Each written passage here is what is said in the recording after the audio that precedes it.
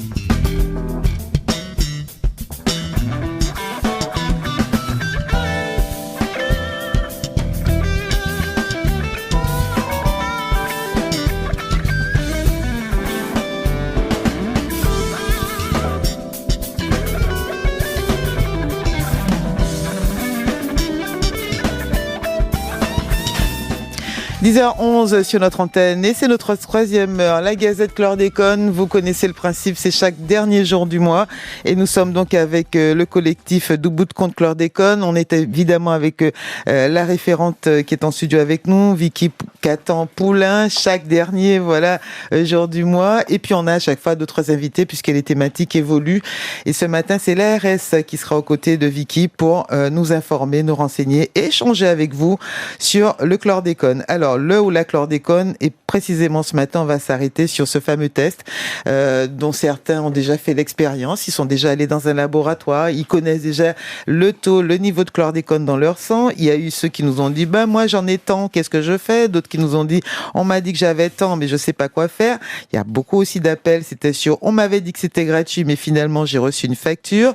Et puis il y a ceux qui disent, moi j'ai pas encore fait le test, mais bon, si je le fais, à quoi ça va me servir puisque je vis en Martinique et qu'apparemment de la chlordécone, il y en a partout. C'est un peu le sujet qu'on verra ce matin et vous avez des experts autour de la table pour pouvoir vous informer et répondre à vos attentes. Vicky Catan-Poulain, bonjour. Bonjour Federica, bel bonjour tout le monde. Je suis ravie de vous retrouver. Merci d'être avec nous. On rappelle que vous êtes doctorante en sciences humaines et sociales, éducation des adultes et toujours membre d'Ubbout contre Chlordécone. Exactement. Et ça n'arrête pas, je trouve que vous n'arrêtez pas d'agir. Mais il le faut. Ouais. Et il faut informer et continuer à informer. Nous savons que c'est cette molécule... C'est un mouvement, on rappelle, fait de plusieurs personnes, ce collectif. Exactement. Alors, effectivement, nous sommes un collectif lié à une association et nous coordonnons finalement tous ces acteurs qui sont engagés dans l'action chlordécone et nous faisons aussi la jonction notamment avec les institutions pour mieux vous informer. Et l'objectif, c'est évidemment d'informer. Exactement, d'informer, de sensibiliser, de trouver des solutions pratiques, résilientes, intrinsèques surtout. C'est important que nous développions nos pratiques et attitudes qui soient vertueuses dans cette situation de contamination chlordécone. En gros, pour tout le monde, c'est de dire, on collecte un petit peu les expériences, expérimentations, les savoir-faire de tout le monde, de tous bords, et puis les centraliser pour chacun. Merci déjà de nous avoir renseignés sur ces points-là. On commence avec vous. Vous êtes plus proche de moi, Aurélie Andrivon. Bonjour. Bonjour Federica, bonjour aux auditrices et aux auditeurs de Martinique Première. Vous avez un beau titre, mais je pense que vous en aviez d'autres avant. Mais aujourd'hui, avec nous, vous êtes chargée de mission chlordéconémie à l'ARS, pour l'ARS Martinique. Tout à fait. Je suis chargée de mission chlordéconomie à l'ARS Martinique depuis juin 2022. Et donc, à ce titre, je suis en charge du déploiement du dispositif de chlordéconomie. Donc, chlordéconomie qui est le dosage de chlordécone dans le sang. On va découvrir ce dispositif, bien sûr, avec vous. Juste à côté, Gérard Talmassi, bonjour. Bonjour à tous les auditeurs et les auditrices de Martinique Première. Bonjour Federica. Vous êtes bien connu en tant que responsable du département de la santé environnementale à l'ARS Martinique. C'est ça, oui. C'est le département qui traite de ce sujet-là, et pas mais que. aussi de beaucoup d'autres sujets, puisque l'environnement est un déterminant majeur de santé publique. Et à la Martinique, on sait que on doit prendre soin de notre environnement. Donc on est là pour ça au niveau du département. On va donc aborder ce sujet, le test de chlordéconomie, et après, avec vous, avec Vicky, et surtout avec nos deux représentants de l'ARS. Pourquoi c'est important ? Alors moi je disais, c'est vrai qu'on en parle beaucoup, un petit peu plus de ces tests, entre ceux qui l'ont fait et qui l'ont pas fait. On a eu des témoignages dans l'émission, ceux qui souhaitent savoir le taux, est-ce qu'il faut s'inquiéter ou pas ? Qu'est-ce qu'ils font ? La vie après, on fait comment pour se débarrasser de ce taux ou pas ? Quelles conséquences ? Et puis il y a ceux qui nous ont parlé aussi de la facturation ou pas suite à l'examen. Pourquoi s'arrêter aujourd'hui sur le test de chlordéconomie, Vicky ? Alors déjà parce que au fil des émissions, cette question du test de chlordéconomie revenait. Et donc du coup, on s'est dit, il faut la creuser déjà dans un premier temps. Et ensuite, je fais partie des personnes qui font leur test de chlordéconomie tous les ans. Et puis cette année... Tous les ans, mon café. Parce que justement, elle a dit, mon faille en fois. Mon faille G002, mon faille. Mon café tous les années. Oui, c'est vrai, c'est mon café. Et pourquoi ? Faut que je sache, faut que je regarde des affaires, faut que je regarde qui m'en y a la qui évolue, faut que je regarde si ça mon café, qui permet moi, fait test la descendre, fait taux à descendre, faut que je regarde aussi si tout ça, il y a dit moi fait. Pour toi à descendre qu'à marcher. Faut que je regarde des affaires, mais si moi pas regarder des affaires moi-même, déjà là, il y a un problème. Donc effectivement, là, cette année, j'ai fait mon test et j'ai remarqué que le process a changé. Et je me suis dit, alors pour tous les Martiniquais, Martiniquaises qui se disent, je fais mon test et après, m'en tout seul, ce serait intéressant de voir ce qui a changé. Aurélie, c'est bien ça, André Van ou Gérard Talmassi, elle dit faire son test tous les ans. A-t-elle raison et pourquoi ? Alors déjà, Aurélie d'abord. Déjà, Madame Poulin-Catan a tout à fait raison déjà de faire son dosage, parce qu'en faisant le dosage de chlordéconomie, ça nous permet de savoir où on en est et d'agir. Déjà agir, parce que le taux de chlordécone dans le sang, ce n'est pas une fatalité. C'est vrai qu'on pense qu'on a ce taux pour très longtemps. En fait, on a un taux de chlordécone dans le sang pour lequel, comme vous l'avez dit, si on applique des recommandations, si on fait attention effectivement à ce que l'on mange, puisque l'exposition elle est principalement alimentaire, ce taux peut diminuer et effectivement dans notre cas on cherche à ce que ce taux diminue. Cette molécule elle n'a rien à faire dans notre sang, donc vous avez raison effectivement de faire ce dosage. Et l'ARS Martinique, d'ailleurs, incite la population martiniquaise à faire ce dosage qui est gratuit. Gérard Talmassi ? Tous ceux qui l'ont fait donc, devraient entendre ce matin l'intérêt de le refaire annuellement. Oui, c'est important de le faire parce que, comme l'a dit Aurélie, le dosage de la chlordéconomie vous renseigne sur votre exposition. C'est-à-dire, il vous dit, oui, j'ai dû manger quelque chose qui était contaminé par la chlordécone. Le problème, c'est qu'on ne sait pas si vous venez de manger cet aliment, on ne sait pas si vous êtes dans une phase d'équilibre, c'est-à-dire vous mangez régulièrement des aliments et vous avez un certain taux de chlordécone, ou bien si vous avez pris des bonnes habitudes alimentaires et que vous êtes dans une phase où votre taux de chlordécone est en train de descendre. C'est pour ça que quand on le fait régulièrement, on peut avoir plus d'informations sur où on en est de son exposition, c'est-à-dire est-ce que c'est lié à des habitudes qui sont constantes ou est-ce que c'est lié à, par exemple, une omelette avec des œufs qui provenaient d'un jardin familial qui n'a pas été testé et qui était très chlordéconé. Je le dis, c'est important parce que je parle des œufs, je sais qu'il y a une pénurie d'œufs en ce moment et qu'il y a beaucoup de personnes qui retournent vers l'élevage à domicile de volailles et il ne faut pas le faire sans avoir fait tester son sol. Parce qu'on a vraiment une exposition qui est importante quand les poules s'alimentent sur un sol qui est contaminé. Donc voilà, c'est important, donc c'est une bonne chose. Nous, on préconise, lorsque vous avez fait le dosage de chlordécone, de suivre les recommandations qui vous sont adressées, soit par les diététiciennes, soit par les ateliers qu'on met en place et dans lesquels tout le monde peut assister, même ceux qui n'ont pas encore réalisé une chlordéconomie, ils peuvent assister à ces ateliers. Vous trouverez les informations sur le site Jaffa Matnik. Et puis, la diététicienne, lorsqu'elle accompagne les plus fortes expositions, elle vous recommande de refaire le dosage à 9 mois pour voir ce qui s'est passé. Donc en fait, dès le premier test, vous avez cette recommandation. C'est ça. Oui. Cette proposition, cette invitation à revenir. C'est ça, oui, vous pouvez le refaire, notamment pour les plus fortes expositions, supérieures à 0,4. On vous recommande de refaire un test à 9 mois, mais il vaut mieux c'est important de suivre les recommandations avant de refaire le test, sinon ça va vous donner aucune information. Alors, Voilà. Alors, peut-être quels sont ces... on va le faire après avec, justement. Non, il faut conclure. Ouais. Voilà. Et nous, c'est ce qu'on conseille aux personnes qui ont recours au dosage de la chlordéconomie. Je rappelle que c'est vraiment un marqueur d'exposition. Ça ne vous renseigne pas non plus sur le risque de survenue d'une pathologie. Je sais qu'il y a beaucoup de personnes qui pensent, vous l'avez dit, Willy, que si je ne fais pas le test, c'est parce que de toute façon, on pourra pas me soigner, etc. Mais en réalité, ça ne vous renseigne pas sur ni une pathologie en cours, ni sur le risque de survenue ultérieure d'une pathologie. C'est vraiment un marqueur de votre exposition. Et c'est justement pour ça que c'est intéressant d'agir, parce que sur son alimentation, on peut agir, en sachant dans quel circuit, Aurélie va en parler. Mais c'est pour ça que nous incitons les personnes à avoir recours non seulement au dosage, mais aussi à tous les dispositifs d'accompagnement qui sont mis en place, y compris la possibilité de faire analyser son jardin, y compris la possibilité de faire analyser si vous avez une source sur votre parcelle, et y compris celle de faire analyser les œufs qui sont produits sur votre parcelle. Et aujourd'hui, on va encore le rappeler, vous l'avez dit, le système Jaffa, en passant par cet organisme, mais vérifier encore la fiabilité, l'efficacité du dispositif. 10h21, on a du monde au 63 23 23. Ils sont avec nous jusqu'à 11h ce matin. On le rappelle, l'ARS avec Gérard Talmassi, Aurélie Andrivon, avec du bout de compte chlordécone, Vicky Catan-Poulain. Autour de cette question, un test de chlordéconémie, oui, mais après, mais pourquoi ? Et puis surtout, mais comment aussi, si vous le souhaitez, posez cette question au 63 23 23. Info pratique, invités, conseils de spécialistes. Mieux vaut le savoir, le rendez-vous de la connaissance. Chlordécone en Martinique. Quelles sont les répercussions sur notre santé ? MVLS, la première vous informe.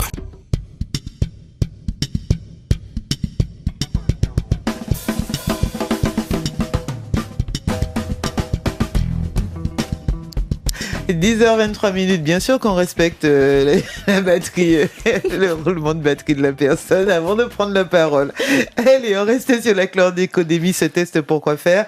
J'avais, pendant que vous parliez, je voulais, les centres de consommation. Ah oui, vous avez pris un exemple tout à l'heure, vous disiez, par exemple, quand vous allez faire votre test, vous irez faire votre dosage, on va vous dire, 0,04 par exemple. C'est quoi encore, c'est 0,4 la dose, le taux maximal Non, c'est la valeur à partir de laquelle on considère que vous avez une forte exposition. Oui, c'est 0,04 ou 0,04. C'est 0,4. En microgrammes. En microgrammes. Donc en microgrammes. Pas grammes. Voilà. Alors, imagine. C'est 0,4 divisé par 1000 grammes. Alors, donc 0,4 divisé par 1000 pour mettre en grammes. Donc ça fait beaucoup, ça fait infime. Non, ça fait infime. Ça fait infime, ça fait, voilà. Donc, il y a quelques années, on ne que savait même pas on ne pouvait pas calculer ça, on ne pouvait pas le mesurer. Mais c'est pas parce que c'est infime que ça peut rester Absolument. là. C'est ça le principe. Donc, imaginons, vous avez dit que j'arrive, j'ai fait mon test et puis j'ai 0,04. Est-ce que, et vous dites, peut-être que c'est parce que je viens de manger une omelette avec des œufs qui étaient très contaminés. C'est ça que j'ai envie de savoir. Le moment où je vais faire mon test, il va doser ce que j'ai au moment T dans le sang. Absolument. C'est représentatif d'une imprégnation à un moment T. D'accord. Ça ne vous dit pas... Ce moment T-là, c'est-à-dire que j'ai mangé mes œufs hier, je les ai digérés, ils sont passés dans mon sang. Enfin, le toast, la chlordécone est passée dans mon sang. Absolument. Je fais mon test aujourd'hui. Je refais ce test une semaine après, alors que j'ai mangé cette omelette toujours une semaine avant. Est-ce que j'aurai le résultat que j'ai 2 jours après l'avoir mangé, le même qu'une semaine après avoir mangé cette omelette ? Vous aurez... J'explique comme ça, c'est pour que tout le monde comprenne. Je prends la façon comme un enfant. tout le monde comprenne. Vous n'aurez pas moins de chlordécone parce que la demi-vie de la chlordécone, elle est de 180 jours, de 3 à 6 mois. De 3 à 6 mois dans mon sang. Ce qu'on appelle la demi-vie, c'est la période au bout de laquelle vous avez plus que la moitié de ce que vous aviez au départ. D'accord.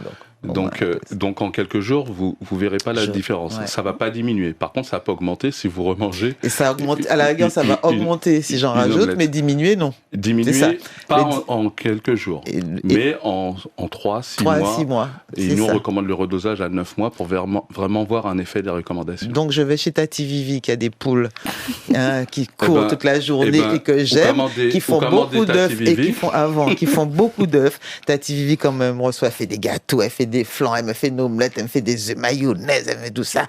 Je mange bien chez Tati Vivi ces poules du jardin de dehors. Terrain qui n'est pas testé, qui est contaminé.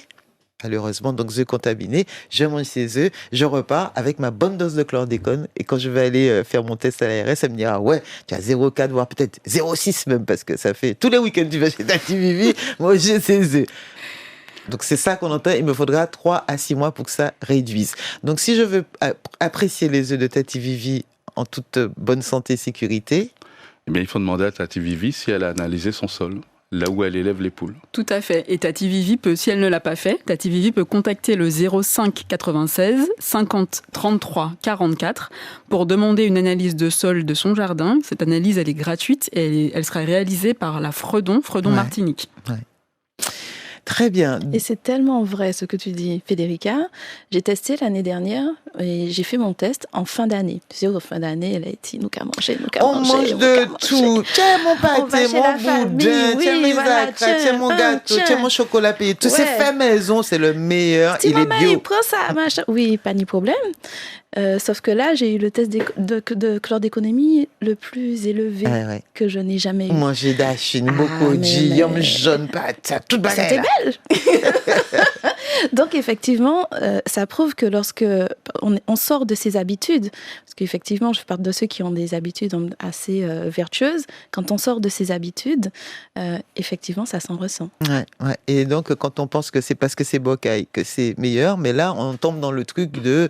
faut que le sol aussi, il faut se rassurer sur la qualité, la nature du sol et de l'eau que vous utilisez pour vos élevages et cultures. 10h28, on va aller au standard 63 23 23.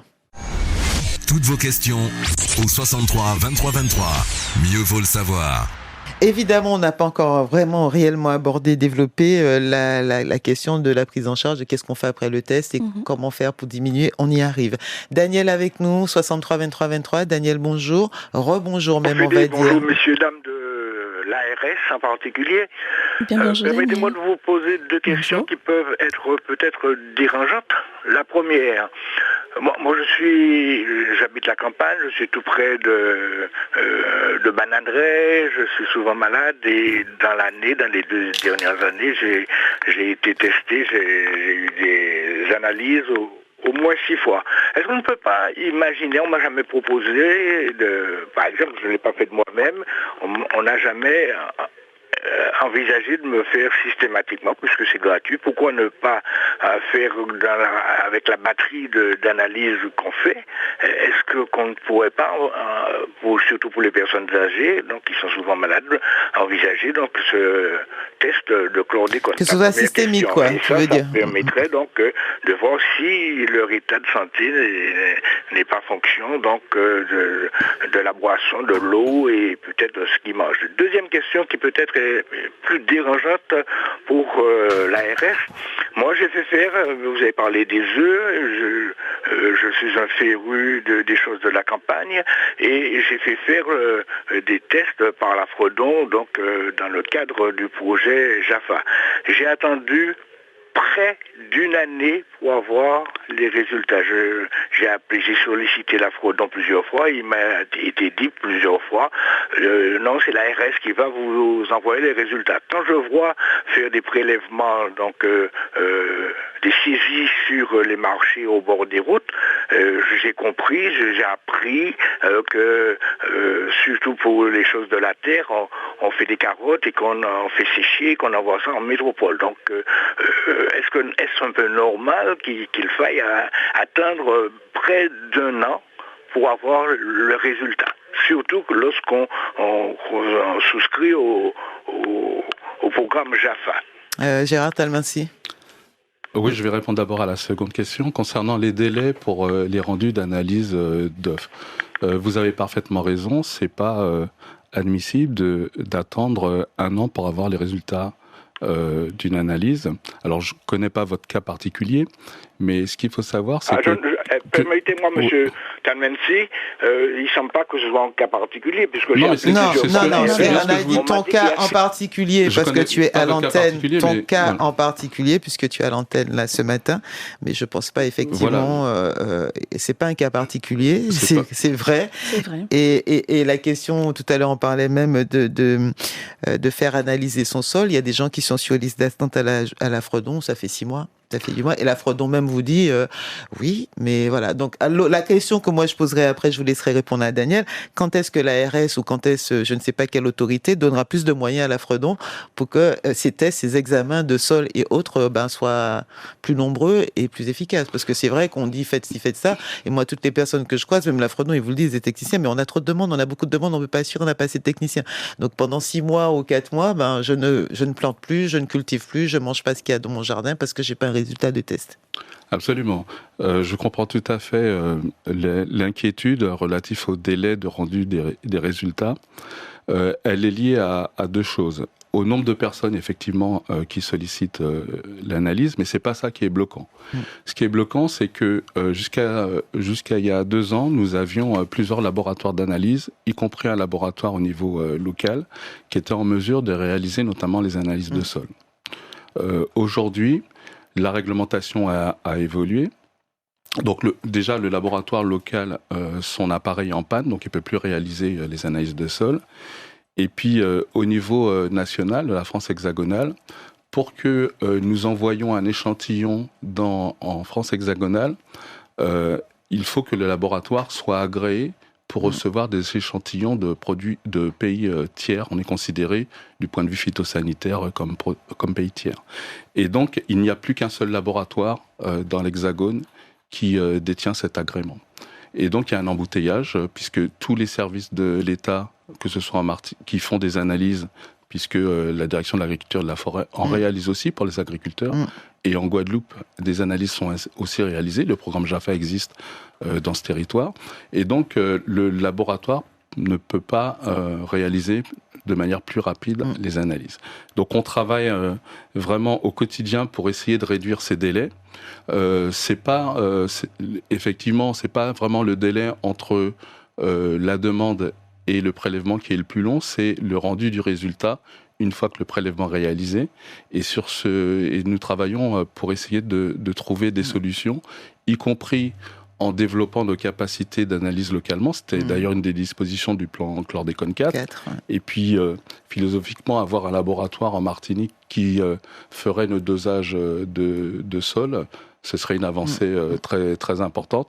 C'est une avancée qu'on a réussi à obtenir pour le dosage sanguin, c'est le sujet d'aujourd'hui de chlordéconémie, puisque aujourd'hui, vous pouvez faire votre dosage au CHU de la Martinique. On a d'ailleurs reçu le docteur qui nous parlait de ce nouveau... Ah là là, j'ai un petit coup de mémoire, équipement qu'ils avaient... qui permettait de faire des analyses de masse. Oui, une chromatographie en phase liquide couplée à une spectrométrie de masse, qui permet de réaliser les chlordéconémies. Mais les laboratoires privés, les 2 groupements de laboratoires, en tout cas un des groupements de laboratoires privés réalise les analyses sur place. Vous avez le résultat en 1 semaine. Je parle bien de la chlordéconémie, qu'il n'y ait pas de confusion. Et puis, on a un autre groupement de labos qui envoie encore dans l'Hexagone, qui s'appelle Eurofin, mais qui est en train d'essayer de développer ses capacités d'analyse localement. Donc il ferait sang et sol ou que sang? Parce que là, vous avez dit, le sang, on le fait, c'est sûr, maintenant, c'est 20. Là, le problème, c'est le sol. Sur le sol, pour l'instant, la solution résiderait dans le développement de nos capacités d'analyse localement. C'est ça. Donc je dis, mais c'est pas la solution qui retient le plus mon attention, ou que d'autres labos puissent développer cette analyse dans l'Hexagone. Alors ça, c'était la deuxième partie de sa question. Et la première partie, le test sur la personne âgée. Alors, je l'ai bien précisé en préambule. c'est normal qu'on n'ait pas, je parle pas forcément de cette personne en particulier, mais votre médecin ne va jamais vous dire « Ah, vous avez telle maladie, donc je vais vous faire un test de chlordécone ». Je l'ai dit, c'est pas un indicateur de pathologie. Non, mais c'est l'inverse, là, en fait. L'inverse serait, c'est pas ça, c'est toute la population qui doit se tester, maladie ou pas, puisqu'on est tous consommateurs. Absolument. Comme on dit, non, mais le monsieur disait que j'ai toutes sortes de maladies et on ne m'a jamais prescrit un test de chlordécone. Oui, donc c'est pour ça que je veux dire, non. Je lui explique que c'est normal. Même jeune, revanche, pour la population générale, l'ensemble de la population, on communique régulièrement pour l'inciter à aller vers ce dosage de chlordéconomie. Donc le test, il est vraiment ouvert à tout le monde. Tout le monde peut se rendre dans n'importe quel laboratoire. C'est gratuit. Vous pouvez le faire avec ordonnance, vous pouvez le faire sans ordonnance. Vous pouvez aller dans le laboratoire de votre commune, de votre choix. Ouais. Vous pouvez aller au CHU. On vous fera le dosage. Et vous aurez le résultat en 1 semaine, peut-être 2 semaines pour certains labos. Merci à Daniel pour ces questions, mais à ce jour, voilà, ça reste sur toujours le volontariat, la base du volontariat, quel que soit l'âge de la personne âgée ou pas, vous pouvez vous faire tester et on n'est pas encore entré dans la mesure que ce soit systématique. Mais c'est vrai que la démographie de la Martinique est en train de changer. Peut-être qu'effectivement, ce serait un des points qu'il faudrait sur lesquels il faudrait réfléchir, adapter la mise à disposition en proximité de ces tests et en systématicité, notamment pour les personnes âgées. Merci Daniel pour cette intervention. Merci à vous, Gérard Talmassi. Vous peut-être Aurélie Andrivon, vous souhaitez compléter, dire quelque chose sur tous les points abordés, pas par votre chef de service, mais par l'auditeur pour compléter le chef de service et votre vision. Alors effectivement, je compléterai ce que mon responsable a dit, et également ce que Madame Caton disait. Alors toute la population est incitée à faire le test. Alors aussi bien les personnes d'un certain âge, mais aussi et surtout les personnes en âge de procréer notamment, et c'est une des cibles de notre dispositif. Pour qui c'est le plus important. Exactement. Et c'est pour ça que je tiens parce qu'on est vieux, âgés, qu'on est plus vulnérables, mais les plus importants aujourd'hui, c'est au niveau de la procréation. Et voir le fœtus, les petits bébés, les protéger par vos tests. Tout à fait, et vous avez raison de le préciser, on le sait aujourd'hui, la chlordécone passe la barrière placentaire, et donc effectivement aujourd'hui, nous ciblons la population martiniquaise, évidemment, mais particulièrement des populations cibles que sont les jeunes en âge de procréer. Vous l'avez dit, l'exposition, elle est principalement alimentaire, elle nous concerne tous. Il n'y a pas que les travailleurs agricoles, dans l'inconscient collectif, ça concerne que les personnes qui sont proches des bananeraies ou qui y ont travaillé, et ce n'est pas le cas. Donc vraiment, nous incitons les jeunes, les personnes qui peuvent faire leur dosage, femmes et hommes. Parce que c'est les deux, on pense que c'est maman qui va porter l'enfant et que c'est elle. Non, votre sperme aussi, messieurs. Alors, y aller en famille. Tu veux y aller en famille, voilà, exactement. Effectivement, aux familles, parce que l'objectif, c'est de réduire la chlordéconémie. On l'a dit, on peut agir pour réduire ce taux. Et l'objectif, c'est d'agir en amont d'une grossesse, le plus en amont possible. Et donc, de suivre ce taux dans le temps, avec la possibilité de réaliser les dosages à distance, donc à plusieurs mois d'écart, pour s'assurer, quand on a un projet de grossesse, et même quand on n'en a pas, la chlordéconémie est un facteur de risque. Certes, ce n'est pas une maladie, mais c'est un facteur de risque qu'il vaut mieux réduire. Et donc, il faut en avoir connaissance pour pouvoir agir afin de le réduire. Merci à vous, Aurélie Andrivon. 10h39, on reste au standard avec nos auditeurs et on va accueillir Georges. 63 23 23. Mieux vaut le savoir. Georges, bonjour et bienvenue. Bonjour Frédérica. Oui. Bonjour Georges. Oui, ainsi que les auditrices et auditeurs de Martinique Première, ainsi que les personnes présentes sur le plateau. Oui, alors, concernant cette émission, j'ai pris cette émission à l'instant, cette émission consacrée à la santé des personnes qui ont été contaminées par le chlordécone. C'est une émission à caractère médical, si je comprends bien. C'est une émission d'information autour du test de chlordéconémie pour savoir pourquoi le faire, comment le faire, que faire après l'avoir fait. Oui, alors, jusqu'à présent, je n'ai pas fait, j'habite la Dillon, donc, bien que je consomme local, c'est la grande erreur de dire j'habite la Dillon, donc je n'ai pas de risque, presque. Même si tu l'as pas dit, mais on a senti que tu aurais voulu dire ça. Et c'est en train de rattacher exactement, ça fait le contraire de ce que la petite dame disait avant. Mais on t'écoute, Georges, jusqu'au bout et on va pas réagir. Mais alors, concernant, jusqu'à présent, je n'ai pas fait de test. Alors, un rappel, où exactement faire ces tests? Je crois que c'est à l'hôpital de la Ménard. Alors, je te laisse échanger avec Aurélie, ou plutôt Aurélie échanger avec toi. Alors, bonjour Georges, merci pour votre question. Effectivement, pour réaliser les dosages de chlordéconémie, vous pouvez les faire dans tous les laboratoires de biologie médicale de l'île, donc aussi bien au CHU de la Martinique, donc sur le site de Pierre Zobda-Kettmann. La Ménard, donc. Exactement, à la Ménard, mais aussi dans tous les autres laboratoires qui sont d'analyse, les laboratoires de ville, aussi bien du groupe Serbe Alliance, donc il y a plus de 15 sites de prélèvement sur le territoire, et que le groupe Biosanté. Donc vraiment, rapprochez-vous des laboratoires et vous pouvez le faire, vous n'avez pas posé la question, mais je le précise à nouveau, avec ou sans prescription médicale. Ça veut dire que si vous avez une ordonnance, ou peut aller dans le laboratoire là, ou commander au fait analyse là-bas. Donc vraiment, c'est pas forcément, il n'y a pas besoin forcément de passer par le médecin traitant, donc pour avoir cette prescription. Le médecin peut la prescrire, mais si vraiment vous avez déjà une prescription, vous pouvez aller dans tous les laboratoires et demander le dosage, qui est gratuit. Mais alors, s'il s'agit d'un laboratoire privé, il faut la payer, évidemment. Non, pas ni à payer. C'est ce qu'on a dit. Quand elle te disait les laboratoires d'analyse, de ville et tout ça, c'est toutes les sociétés, voilà, les laboratoires privés où tu vas faire tes examens, tes Doppler, tes machins. Tout laboratoire en Martinique. Alors oui. Mais oui, alors jusqu'à présent, je ne me suis pas. Moi, je finis un jour par me décider.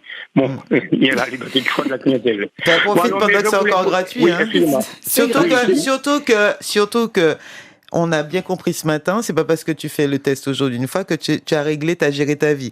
En fonction du résultat, on te dit, et même si tu as 0,01, en avril 2024, ça ne veut pas dire qu'en avril 2025, tu seras à 0,01. Donc, au cas aller en coup, mais au cas aller en deuxième coup. Chaque année, à la rigueur, on peut faire. Mais oui. Surtout comme moi, je consomme local, fruits et légumes locaux. Oui, c'est ça. Justement. Plus que. Pas possible de précaution. Alors, est-ce que j'essaie d'être bref, il y a d'autres auditeurs qui viennent, qui attendent. Concernant, alors là, c'est une émission à caractère médical. Bon, alors, mais j'avais déjà fait plusieurs fois, concernant la dépollution des sols. Alors, j'avais demandé une émission, mais y a-t-il une émission, va-t-on consacrer, est-ce que Martinique Première on l'a déjà faite, hein. On peut y revenir, mais on l'a déjà faite, et entre-temps, je pense que même, d'ailleurs, je pense à David, on lui envoie un petit coucou à David, les choses ont dû évoluer, les connaissances ont dû évoluer entre-temps, hein, sur cette dépollution des sols. Je vous laisse réagir, Gérard Talmassi également. Oui, effectivement, sur la dépollution des sols, c'est une voie qu'on essaie d'explorer, puisque c'est important de travailler sur le moyen-long terme.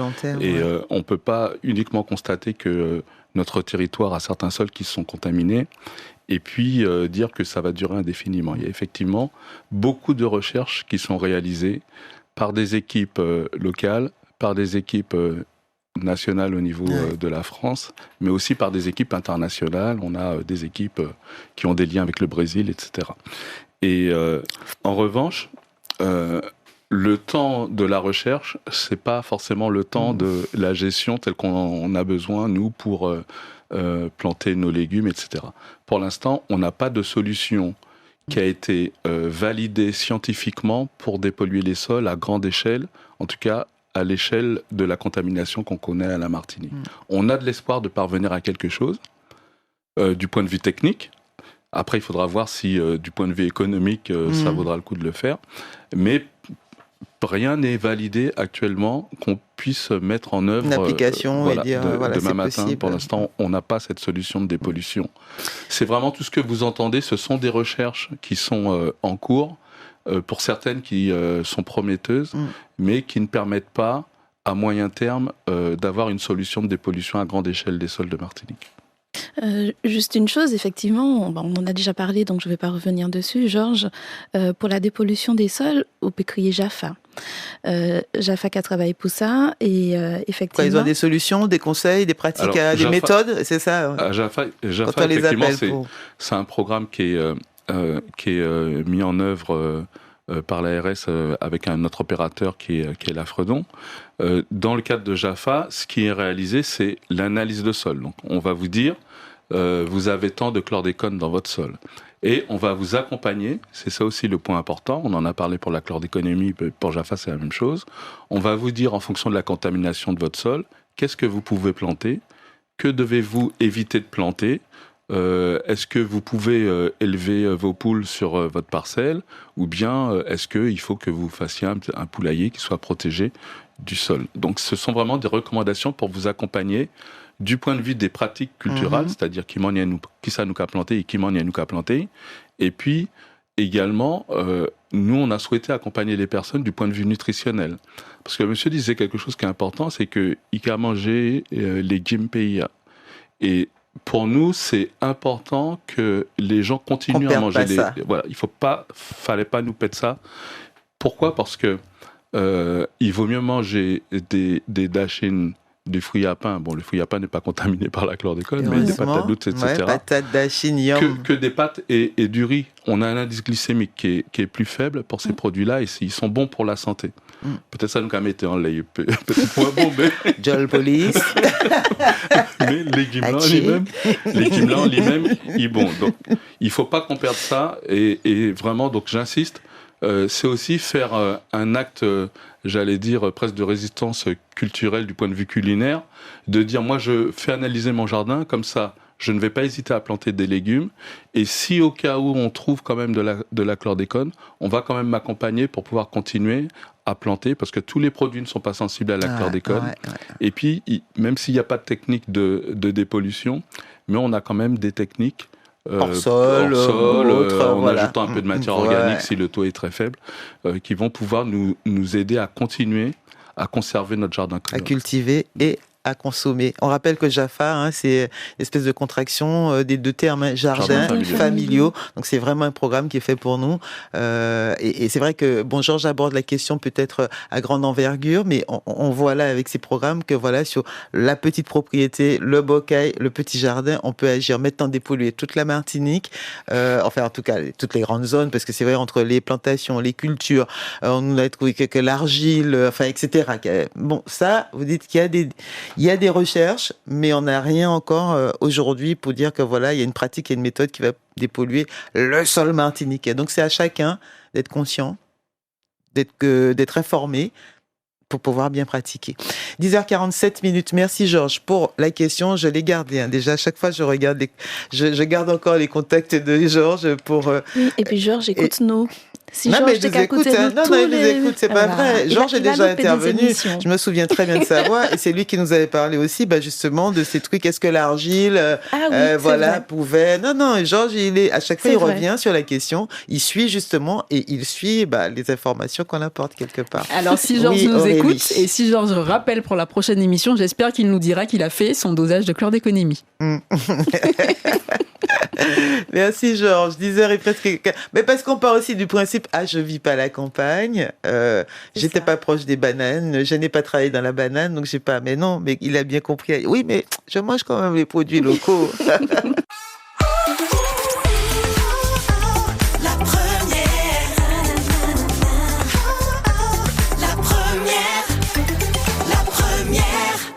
10h48 sur la première et chez vous, bien évidemment, puisque vos montres sont à l'heure, on n'en doute pas. Franz, merci d'avoir patienté. Bonjour et bienvenue à vous.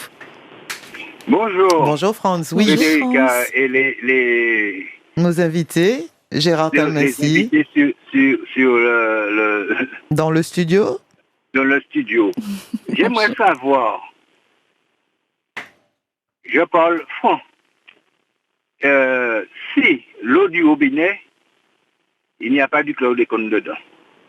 Très bonne question. On se pose tous la question, je crois. Oui. C'est la seule Non. Ok, vas-y alors. Et répondez franchement.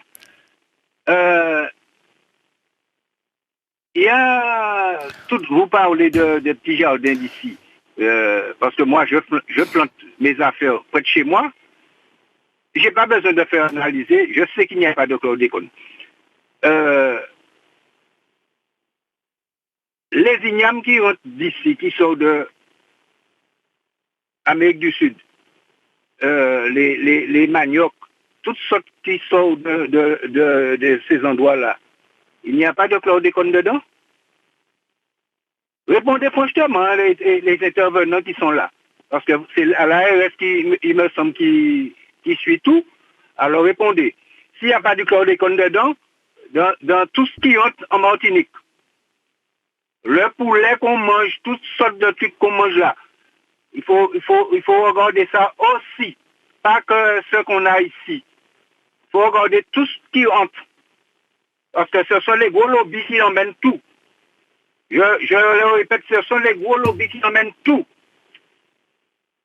Répondez. Maintenant, alors, je raccroche. Mais ne raccroche pas, hein, reste là plutôt. Mais effectivement, Gérard Talmansi, je vous laisse réagir sur ces deux questions.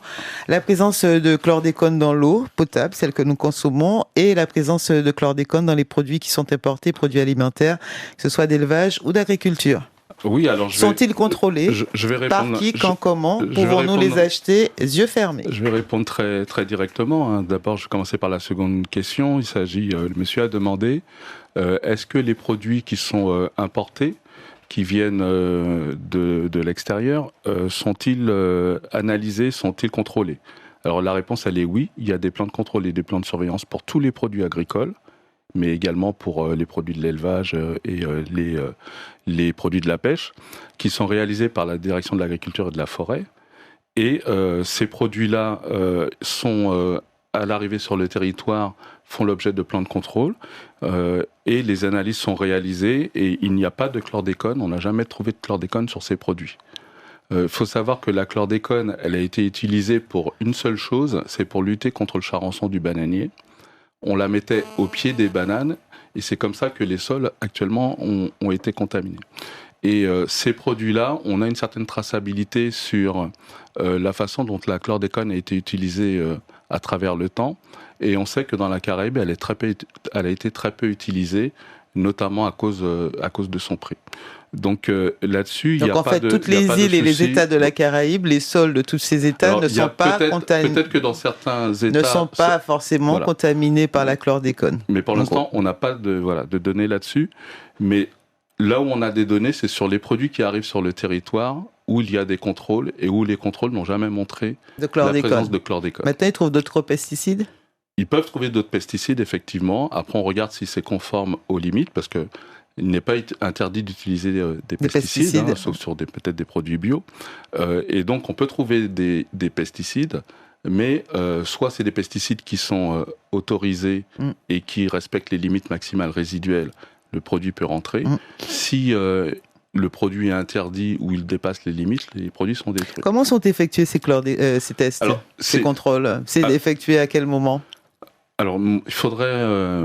le monsieur a dit que l'ARS est responsable de tout. C'est pour ça que je vous pose, parce que qui d'ailleurs que la DAF c'est la Direction de l'Agriculture et de la Forêt qui est responsable, avec le service de l'alimentation, qui est responsable de ces contrôles. Alors, en revanche, pour le contrôle sanitaire de l'eau potable, c'est bien l'ARS qui est responsable. Alors l'eau. Et donc, avant que mon responsable ne puisse parler de l'eau, je voudrais aussi préciser que les jardins, on pense souvent qu'il n'y a pas eu de bananerie à proximité, que les jardins ne sont pas concernés. Alors je ne connais pas le cas particulier du monsieur qui a appelé de France, mais il y a eu quand même beaucoup de déplacements de terre. Beaucoup de personnes qui ont fait des déplacements pour construire leur maison, ou bien la terre belle, la terre belle, mon bisou fait un jardin, mon capon en solar, etc. Un camion, et donc, même des camions, voilà, exactement, des camions. Des personnes se retrouvent avec du chlordécone dans leur jardin, et beaucoup de chlordéconémies élevées aujourd'hui sont le résultat de personnes qui, alors c'est peut-être pas les personnes aujourd'hui, les propriétaires actuels, mais les propriétaires d'avant, ou la grand-mère ou la mère, qui avaient fait amener de la terre. Et donc il est quand même important, même si on est certain qu'il n'y a pas de chlordécone, pour en être certain, il suffit d'appeler le 05 96 50 33 44 pour avoir une analyse de sol qui certes prend du temps, mais qui sera faite et qui permettra de savoir si on peut continuer à cultiver ou à faire de l'élevage. Et pour l'eau, pour conclure, concernant l'eau potable, pour vous répondre très directement, non, il n'y a pas de chlordécone à votre robinet. Et pour la raison suivante, c'est que la seule ressource qui est contaminée par la chlordécone et qui est distribuée, c'est la rivière Capot. Et la rivière Capot, l'eau qui est prélevée, l'eau brute, elle est traitée à l'usine de Vevey avec une chaîne classique qui est complétée par un affinage avec du charbon actif et avec ce qu'on appelle une ultrafiltration, c'est-à-dire une filtration sur des pores qui sont d'une maille très très très très fine et qui permettent de retenir la chlordécone qui est présente dans l'eau brute. Et donc nous faisons des contrôles sur la rivière. Donc sur la rivière, il y en a. En sortie de traitement, en sortie de traitement, il y en a plus. De manière exceptionnelle dans le cadre d'études, en distribution, puisque ce que prévoit la réglementation, c'est qu'on regarde que ce qui sort de l'usine de traitement est conforme du point de vue des pesticides. Sur tout son chemin. Et donc, l'eau, non seulement elle est conforme en termes de respect des limites sur les pesticides, mais en plus, on n'a que de très rares détections. C'est-à-dire qu'on peut arriver occasionnellement qu'on puisse détecter des traces de chlordécone, parce que je vous ai dit, on a des capacités d'analyse qui sont très très performantes actuellement, mais en aucun cas on ne dépasse les limites autorisées pour la chlordécone. Merci. Par contre, en revanche, il y a quand même quelque chose qui me semble... Alors, toutes les autres ressources qui étaient contaminées par la chlordécone, je me souviens par exemple de la source Marc-Cécile à Joupa-Bouillon, du forage Grande Savane, de la source Gradis à Basse-Pointe, de la rivière Monsieur à Fort-de-France. Toutes ces ressources-là ne sont plus utilisées, elles ont été abandonnées. C'est dommage parce qu'on avait des sources qui pouvaient sinon être intéressantes. C'était des ressources certaines, pour certaines d'entre elles, des ressources souterraines. Toutes ces ressources-là, entre la fin des années 90 et les années 2000, elles ont été abandonnées parce que ça valait pas le coup de faire un traitement compte tenu du faible volume de ces ressources. Et on avait la rivière Capot. Par contre, là où je voulais en revenir, c'est sur les sources de bord de route, puisque beaucoup de personnes s'alimentent auprès des sources de bord de route. Les 3 sources, 4 sources. Peut-être qu'il faudrait y consacrer une émission entière. Je vous invite, vous prenez la parole, parce que j'allais vous dire, est-ce que ça vous convient? Parce que comme il faut des fois... pour l'avoir. Est-ce que d'entrée, on peut déjà, et en public, vous inviter à faire la prochaine émission avec nous, puisque là, nous avons une dizaine d'auditeurs qui souhaitent avoir des réponses, que nous commençons à entamer des sujets sur lesquels ils souhaitent avoir des réponses, et que l'ARS, pour la partie de l'eau, comme vous l'avez dit, vous avez en charge cette information. Est-ce que on peut déjà vous inviter au mois de mai à poursuivre sur la thématique ? Écoutez, on le fait en direct. Voilà, dites-moi oui. Oui, je peux vous inviter, mais oui, je viendrai. Voilà, Franck, vous avez en gros vos réponses. On peut encore continuer à boire l'eau du robinet, les yeux fermés. Mais faites attention aux sources de bord de route. Et voilà, non, mais on va faire une émission là-dessus parce que on parle de l'information. Voilà, on parle de la. Non, mais c'est vrai, et même plus parce que les sources de bord de route, il y a le problème de la chlordécone, mais pas que, parce que voilà, pas que. Et il y a plein d'autres parties qu'on n'imagine pas. Et quand on tombe sur des parasites ou des protozoaires ou je ne sais pas quoi dans son boudin, parce qu'on en a, ce serait bien de faire une émission pour nous rappeler, les risques aussi, le chemin de ces sources, etc. Marc, on a 2 minutes vraiment pour tout dire. Donc, je vais prendre 30 secondes pour vous écouter. Merci, Franz. Marc, je vous écoute. Oui, bonjour. Bonjour, allez-y, Marc. Bienvenue. Bonjour, les 2 intervenants qui sont sur le plateau, ils représentent quelle administration exactement? L'ARS. L'ARS. Bon, je m'adresse directement à eux. Marc, mais vas-y. Oui, au risque de finir l'émission sur une mauvaise note. Écoutez bien mon propos. Écoutez très bien, je vais parler avec mon cœur, comme d'habitude. Si ceux qui nous dirigent, les politiques, l'État, qui nous dirigent, ne sont pas capables depuis des années de nous donner un transport adéquat, s'ils ne sont pas capables de subvenir à nos besoins au niveau eau chaque année, on se rend compte qu'il y a il y a un problème. Regardez par exemple l'état dans lequel nous nous trouvons actuellement. Moi, je ne crois pas une seule seconde le propos du monsieur qui a dit au travail, il y a des analyses qui seront faites pour dépolluer la terre. Moi, je suis monté dans le Nord la semaine dernière. Je suis monté dans le Nord, j'ai parcouru pratiquement les communes du Nord.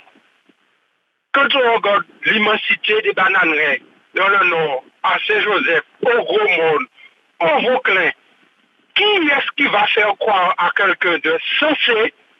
Il y aura quelques jours qui va prendre ce problème à bras-le-corps pour pouvoir nous donner satisfaction.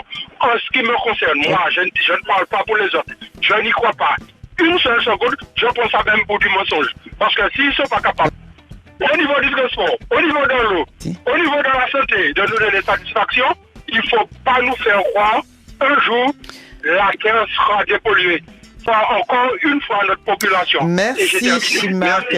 Merci Marc. Et on les invite à revenir. On va garder cette intervention toute dernière. On vous invite à revenir.